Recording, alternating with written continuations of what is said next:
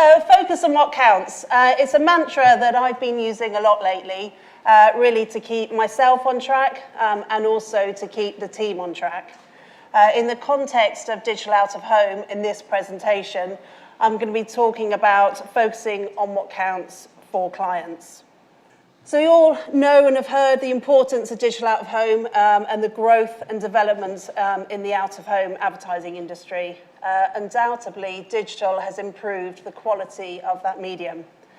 We've heard a lot previously about great creative and how digital out of home is offering advertisers more flexibility and better targeting.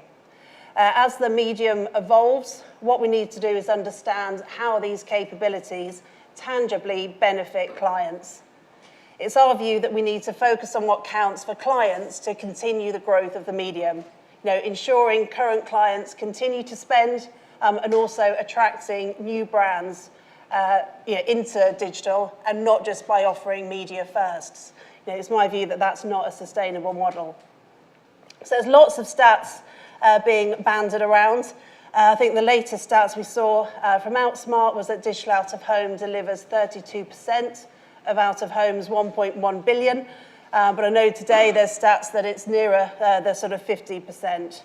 And we know that that's likely to grow by 40% between now and 2020. So this growth has been driven by new technical capabilities, but for us it's how we use those technological ability that will ensure the sustainability of the growth and not cannibalizing existing revenue. So it's still a numbers game. Digital is still a broadcast medium, but those big numbers are made up of smaller groups of varying sizes and different mindsets. I think it's key that we tailor our campaigns based on the granular targeting of those different audience groups. For example, we had a client that came to us wanting to advertise in the airport environment. They didn't have large budgets and they didn't want to target the 41 million people that are walking through Gatwick Airport. They actually wanted to target just the Emirati audience who were arriving into the country and have a very tailored message to those.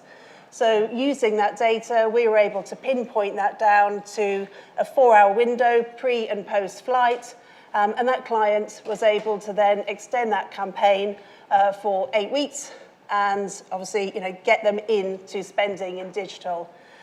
It's a two-pronged argument. There are those out there that would say actually that devalues the medium and you're actually taking a larger budget and reducing that. But I think there's also the view that that was a new client that would never have spent in out of home in digital, so we were able to get those on board. So the growth of digital has been driven by the quality of the display and the capabilities that it's brought to out of home.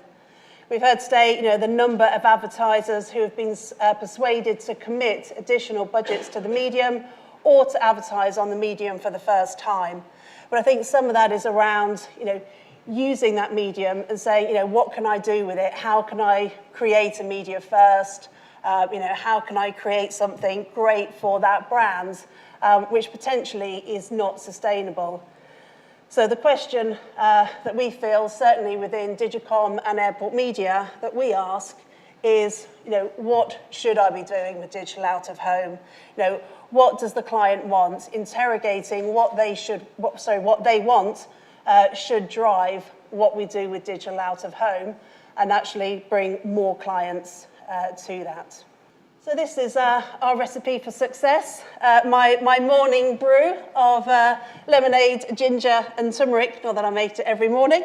But I think as far as digital out of home, previously today, I was really pleasantly surprised at the amount of presentations that were really focusing on the context and the audience.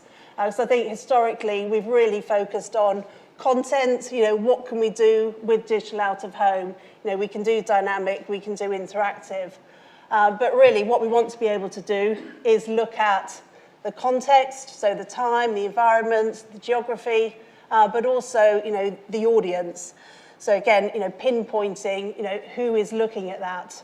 So I think, when all those three come together, that is when we have the recipe for success. So the recipe for success, we need to look at how we measure the value of our media. We need to interrogate and understand the different available data sets. Sarah this morning was speaking about using EPOS data, loyalty data, certainly something that we've done within Digicom and Airport Media, using EPOS data, passenger data. I think we're lucky in both environments of knowing who our audience are. So we know everybody that's coming into the airport, and we also have that data from everybody that's going up to the tills within the forecourt network. So I think it's really harnessing the power of that data to make sure that we are feeding back to brands and letting them know how successful those campaigns are. I saw this article from, I'm sure many of you know Richard Shotton from Zenith, and as Verve so eloquently puts it, I'm a million different people from one day to the next. That doesn't mean I've got a personality disorder. That means that in different circumstances, I'm different people. So, when I'm going to work, going through, whether it's on the bus or the tube, I'm in a different mindset. When I'm in the airport, I'm a much happier person. I'm in that, unique mindset and willing to entertain messages from brands that potentially I wouldn't be doing in other circumstances. So just giving you a little bit of insight, and I just need to reflect on the article from Richard. But he was saying that words demonstrate an important human insight. Who we are changes from moment to moment and context to context. The implication for advertisers here is that we should be less obsessed by target audiences and instead focusing on identifying the moments when consumers are predisposed to messaging. So the article actually references a study that was done back in 1973, when I was a mere baby, by two Princeton psychologists, Daniel Batson and John Darley. So they recruited 40 theology students and gauged their personalities by asking them whether they were studying theology for their own personal salvation or to help others. So they asked them to deliver a sermon in a nearby church, and before they set off, they were told they were running late. Half of them were told they were running late, the other half were told they had plenty of time. On that journey, they passed a man who was slumped against the wall in obvious distress. This was the crux of the experiment. What factors affected the likelihood of them stopping to help that stranger? Well, the experiment showed personality had no noticeable effect. The biggest factor was how much time they had. So 10% of those that were in a hurry stopped versus 63% of those who had plenty of time. So this ties into the examples I'll show you around context. Situational or contextual factors are more important than personality in determining behaviours. So I think that's a really sort of key element to consider when we're planning our digital out-of-home campaigns and where we want to show them and what message. So again, now focusing in on the audience. No one defines themselves by their standard demographic data. I don't ever introduce myself as an AB1. Audiences are defined by what they like. I like wine. Things they do. I like drinking wine. And opinions they have. I like good wine, not bad wine.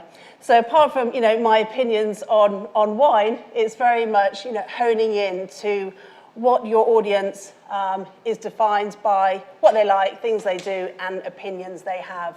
And I think with digital out of home, we're really able to take advantage of this and really challenge some of the online budgets that do that very well.